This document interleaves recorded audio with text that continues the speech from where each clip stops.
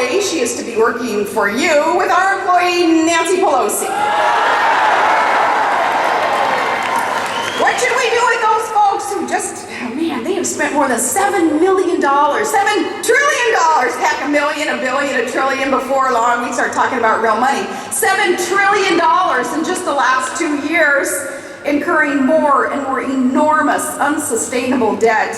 They did all that, and yet they couldn't even muster the effort to pass a budget, which is their job. What do we do with employees like that? They couldn't lift a finger to stop the largest tax increase coming down the pike in U.S. history come January 1. These tax hikes that are going to slam us to the mat, and they are going to force so many of our small businesses to tap out.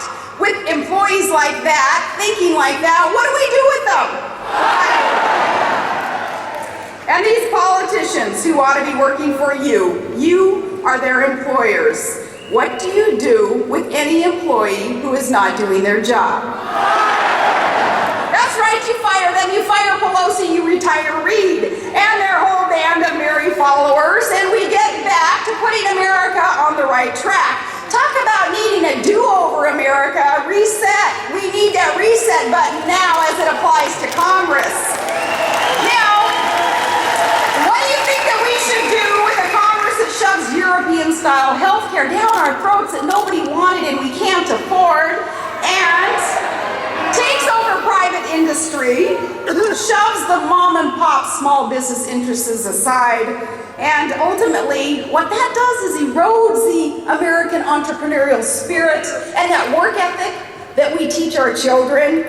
They do all that, and yet they can't answer the simple question, where are all the jobs? What do? You do fire them, and it's nothing personal. You just replace them with people who will do the job, who will listen to the people. Listen to me. Well, if you elect the common sense conservative candidates across Florida and across our other 49 states, 10 days from now, yes, we will have taken the gavel away from Nancy Pelosi, and America will start to get back on the right track.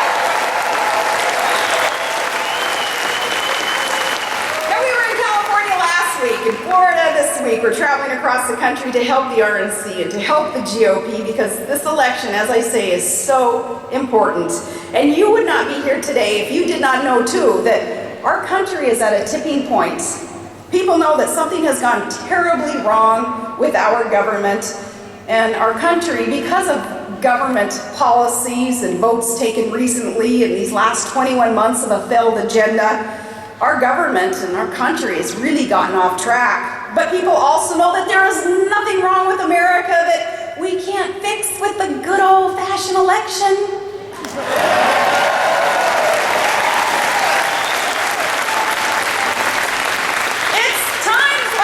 That we can look for inspiration from someone like Ronald Reagan and what it is that he did, that he applied to make America prosper. The thing I love best about him, he didn't waste time always looking backwards and pointing fingers and placing blame.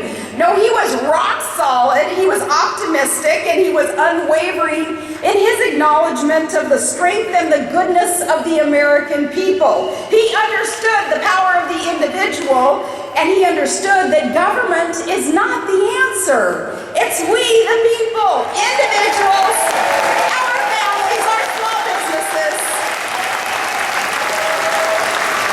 It's you. He understood that, and he understood this country because he believed in us as individuals. He believed in us, the little guy, and he said it with all due respect when he referred to us as the little guy. Reagan said you can't be for big government, big taxes, and big bureaucracy and still be for the little guy. And we little guys, just hardworking, pro-family, middle-class, job-creating Americans, that's who Reagan could relate to. So freedom-loving little guys, that's who I think of all of us. How about we make November 2nd Freedom Day and we take it back for the little guy?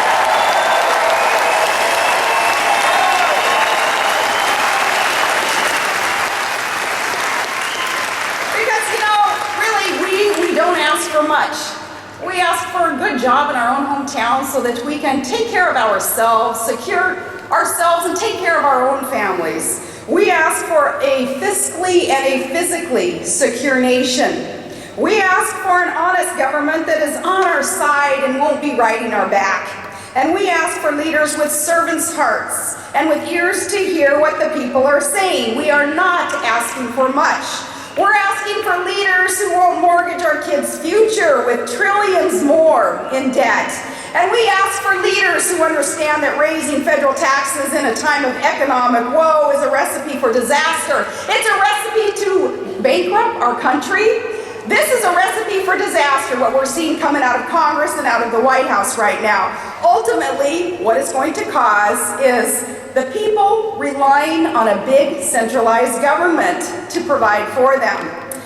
Now, this is important. It's why we're calling for that do-over, because some of our current leaders, they do understand that last point, and yet they're doing it to you anyway. So we ask for leaders who will recognize what our foundation is in America, that America is the most generous country on earth, the most prosperous, the safest, and united under God. We are an exceptional country, and that is nothing to apologize for.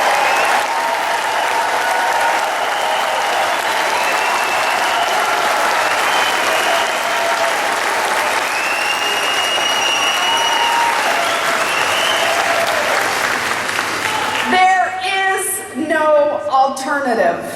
But we've got a president today, as we talk about no need to apologize, we've got a president today who's getting pretty good at apologizing.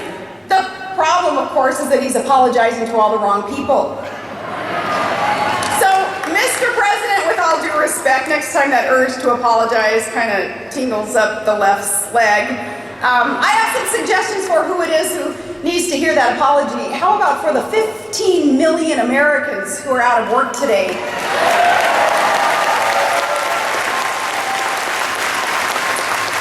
How about for the over 1 million Floridians who can't find a job today? But wait, wasn't the stimulus package, wasn't that guaranteed promise to create all these jobs, right? Remember that? Let's find out what it was that we actually got for those stimulus dollars.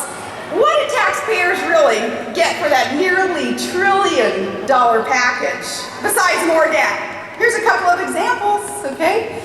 In California, shared this last week, California Academy of Science, $2 million to photograph, capture, study ants in East Africa.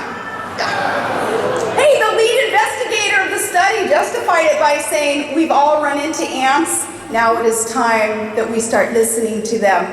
Now this is the Congress that we cannot get to listen to us, but they're going to spend millions of your tax dollars listening to the ants in East Africa, okay? Local here in Florida, Tallahassee, got $3.5 million for a turtle tunnel. A turtle tunnel that will help the turtles and the alligators get to the other side, okay? But, how do you actually get them to obey that and use the tunnel? Where I come from, animals don't read the street signs. Only the ones we can eat.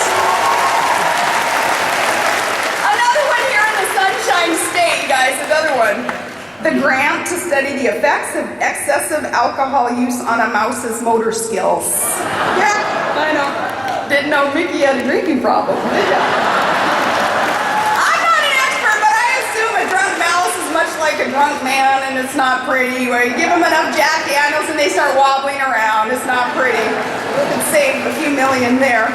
It makes you wonder, how do they come up with this stuff? And you can't make this stuff up. It seems like they took all the crazy ideas and Pelosi's inbox and they dumped it out and they added it up and said $787 billion.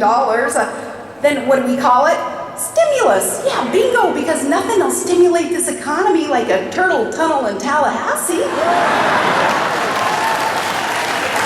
I mean, randomly stuffing a $100 bill in a Cracker Jack box may be more stimulating the economy. At least the people who score that bill would invest it in a real business that could create real jobs for Americans. But don't give them any ideas. No Cracker Jack stuffing with bills, no.